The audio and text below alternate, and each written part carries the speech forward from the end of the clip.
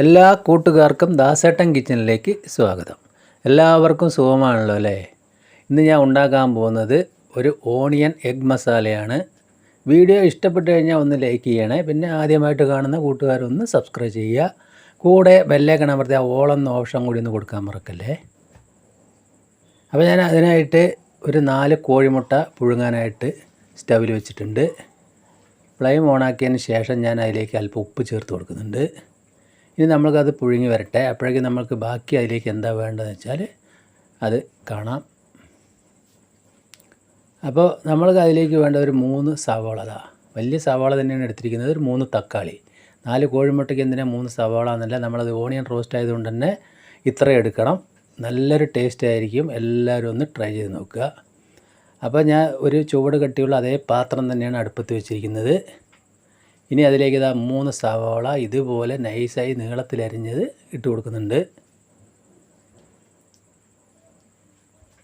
ഇനി അതിലേക്ക് കുറച്ച് വെള്ളുള്ളി, 2-3 പച്ചമുളക് ചെറുതായി അരിഞ്ഞതും, ഒരു കഷ്ണം ഇഞ്ചി പൊടിയായി അരിഞ്ഞതും പതിവ് പോലെ നമ്മൾക്ക് ചേർത്ത് കൊടുക്കാം. ഇനി അതിലേക്ക് ഞാൻ ഓയിലാണ് ഒഴിച്ചു കൊടുക്കുന്നത്. ഏകദേശം ഒരു 4 സ്പൂൺ ഓയിലുണ്ട്. അപ്പോൾ ഇത്രയും ഓയിൽ എന്തായാലും ഒഴിച്ചു കൊടുക്കണം.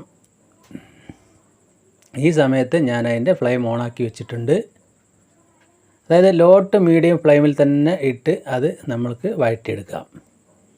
കാരണം ചുവട് കട്ടിയുള്ള പാത്രം എന്തായാലും എടുക്കാൻ ശ്രമിക്കുക. ഇനി അതിലേക്ക് ആവശ്യത്തിന് കുറച്ച് ഉപ്പ് കൂടി ചേർത്ത് കൊടുത്തിട്ടുണ്ട്, മസാലയ്ക്ക് ആവശ്യത്തിന്.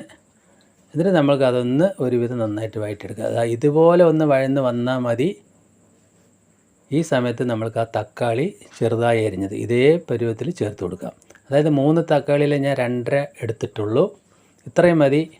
അപ്പോൾ നമ്മൾ സവാള കൂടുതലുള്ളത് കൊണ്ട് തന്നെ അതിന് ചെറിയൊരു മധുരം ഫീൽ ചെയ്യും. അപ്പോൾ ഈ തക്കാളിയുടെ പുളിപ്പെല്ലാം കൂടി അതൊന്ന് നല്ല സെറ്റായി വരും.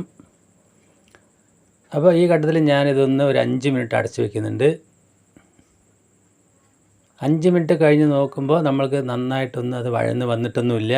അപ്പോൾ നമ്മൾ തീ ലോ ടു മീഡിയം ഫ്ലെയിമിൽ തന്നെയാണ് വെക്കേണ്ടത്. ഒരു 3-4 മിനിറ്റ് കൂടി നമ്മൾക്ക് അതുപോലെ ഒന്നുകൂടി അടച്ച് വയ്ക്കാം.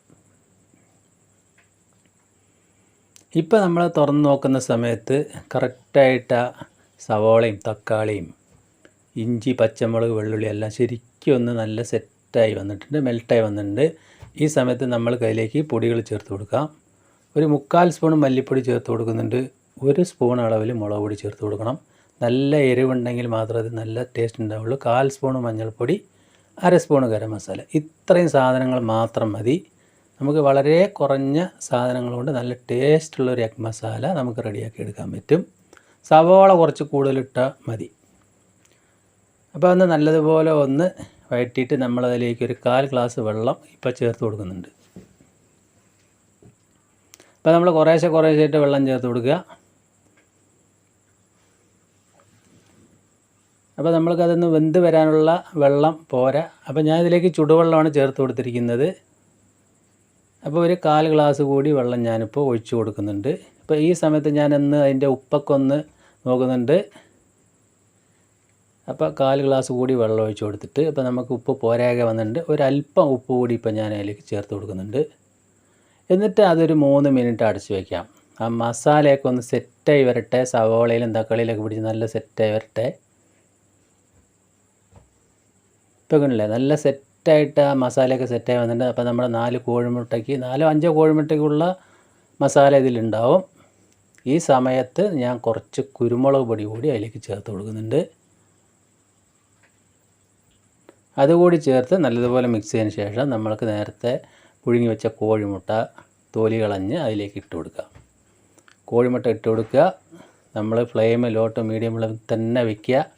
എന്നിട്ട് പതുക്കെ ഒന്ന് മിക്സ് ചെയ്യുക. ഇനി അത് ഒന്നുകൂടി 2-3 മിനിറ്റ് ഒന്ന് അടച്ച് വെക്കണം. ആ മുട്ടയിലേക്ക് ആ മസാലയൊക്കെ ഒന്ന് ചേർന്ന് പിടിക്കാനായിട്ട്. ഈ സമയത്ത് ഞാൻ ഒന്നുകൂടി ടേസ്റ്റ് നോക്കിയിട്ടുണ്ട്. അപ്പോൾ എല്ലാം കറക്റ്റായിട്ട് ഇപ്പോൾ വന്നിട്ടുണ്ട്.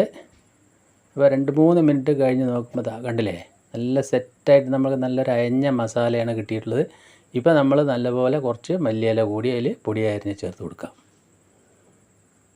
ഇപ്പോൾ അടിപൊളി egg masala, onion egg masala ഇവിടെ റെഡി ആയിട്ടുണ്ട്. ഇതുപോലെ ചെയ്യാത്തവർ എന്തായാലും ഒന്ന് ചെയ്ത് നോക്കുക. നമ്മളത് അപ്പത്തിൻ്റെ കൂടെ, പൊറോട്ട, ചപ്പാത്തിൻ്റെ കൂടെ മാത്രമല്ല പുട്ടിന് വരെ കഴിക്കാൻ പറ്റും.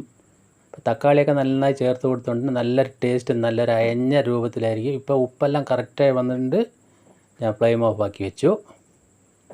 ഇപ്പോൾ ഒരു 5 മിനിറ്റ് കഴിഞ്ഞ് ചൂടാറിയതിന് ശേഷം നമ്മളൊന്ന് തുറന്ന് നോക്കുക. അപ്പോൾ നമ്മളെ ഓണിയൻ എഗ് മസാല നിങ്ങൾക്ക് എല്ലാവർക്കും ഇഷ്ടപ്പെടുന്നു കരുതുന്നു. ഞാനത് വേറൊരു പാത്രത്തിലേക്കാണ് പകർത്തി കാണിക്കുന്നത്. അപ്പോൾ നല്ലൊരു തിക്കായിട്ട് വന്നിട്ടില്ലേ? നമ്മൾക്ക് കുറഞ്ഞ ഐറ്റംസ് മാത്രം മതി, പെട്ടെന്ന് തന്നെ ഉണ്ടാക്കാനും പറ്റും. ഇന്ന് ഞാനിപ്പോൾ അത് പുട്ടിൻ്റെ കൂടെ തന്നെയാണ് കഴിക്കുന്നത്.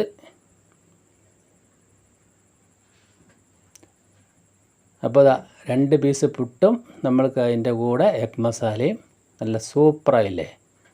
വീണ്ടും നല്ല വീഡിയോ ആയിട്ട് കാണാം. Thank you.